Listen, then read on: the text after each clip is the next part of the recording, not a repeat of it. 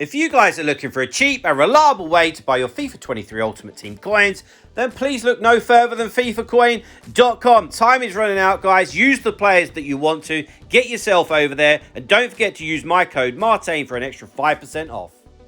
Hi guys, Martin88 here and welcome back to another Endgame Tactics video here on the channel. Today we're having a look at the 4-3-3-2 formation. It's going to be the start of a little mini series, if you like, of the 4-3-3s. But yeah, it's the 4-3-3-2 today. So let's get straight into it and have a look. Now the 4-3-3 in general is just an absolute classic, to be honest with you. And so the different variations are still very viable and good. I think that a lot of people end up using 4-3-3 when they start playing FIFA, whether that's career mode or Ultimate Team. So maybe they just get a little bit bored of it. I don't know. I'm going to take you through it. This is a formation that I have played in the past, particularly when I was playing career mode, got to be honest. So, defensive style, balanced. Pretty boring, but it's always going to be on balance unless we're playing a super duper attacking formation. Like I always say, we want to be able to try and put the pressure on ourselves. And if you do struggle with that, you could go for a bit of press after possession loss, but it is better if you can do it yourself and just leave the defensive style on balance, so your players don't just go running off when you don't want them to. Right, defensive width 35. I'm sort of toying between 35 and 40 these days. Look, at the end of the day, we want to stay nice and narrow. 35 or 40, we are still going to be nice and narrow regardless, okay? As long as we're not going up towards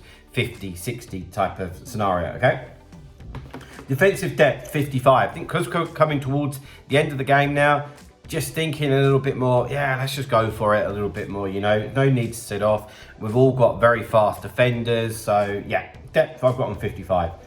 Build-up play, balance, chance creation, direct passing. That's the staple, isn't it? That's not really going to change. Defensive width, I've just dropped down to 45 because the two wingers in this formation are very wide. So we're just bringing them in just a tad, just a little bit. So 45. Players into the box, 6. Corners and free kicks are both on 1 each because we want to avoid the counter-attack. Right, player instructions. This is where the games are won and lost. But before we do that, guys, did just want to remind you that I am still offering online coaching. So if you're still looking to improve at the game, whether that be in your rivals or your foot champs, then get in touch. The email address is martinfifa88@gmail.com. So, two centre-backs, surprise, surprise, stay back while attacking. And that is also the situation for the two full-backs, if we're being honest. So, I've got Ballack and I've got the loan of Roberto Carlos here, who's just come out.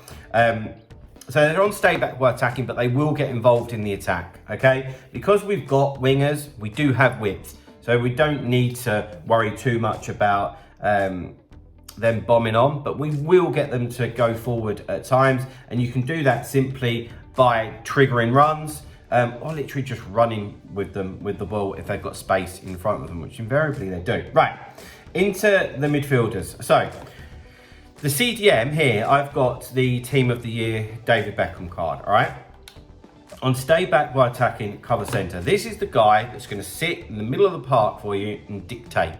So ideally, you do want somebody that's got decent passing as well. They need to be pretty good defensively as well. Probably pushing barriers a little bit, having Beckham there, but I want the passing, is the truth. And I use this formation in quite an attacking way.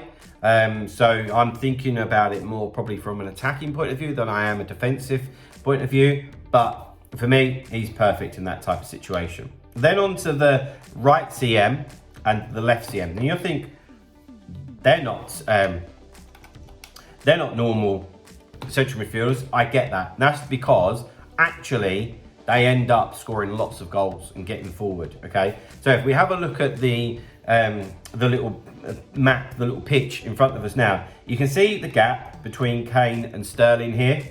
Having Richarlison there on get forward and get into the box for crosses, what he'll do is he'll pierce through that gap between Kane and Sterling, and invariably they won't get picked up. So it's either a little pass inside from Sterling or a little pass inside from Kane, and that will allow, i.e. Richarlison in this situation, an easy way into the box. So we've got him on get forward, get into the box for crosses, so he carries on making that run past the striker, yeah, and cover centre. We want the strength in the middle of the pitch, and that's where we want him to stay. And exactly the same For the left centre mid, which is Zola, get forward, get into the box of crosses and cover centre. It's quite attacking, but look, that's what I do. You know, these tactics this time of year are supposed to be a little bit more fun. Then out onto the wings, we've got Links and we've got Sterling. Pace to burn in these scenarios. So come back on defence on both of them, so it ends up like a 4-5-1, which is nice. But then when we do win it, we've got direct passing turned on. We've got to get into the box of crosses, which kind of just means that they're just going to run. Just make runs, go forward quickly. And we've also got them on get in behind, okay? So that it's giving your opponent more to think about. We've got the two CMs, left CM, right CM, making forward runs. We've already got the striker. We've got the two wingers doing stuff. So it's giving your opponent stuff to think about. And in any formation, that's really what you're after. And you need to understand what it is that your formation is trying to do and work with it, you know?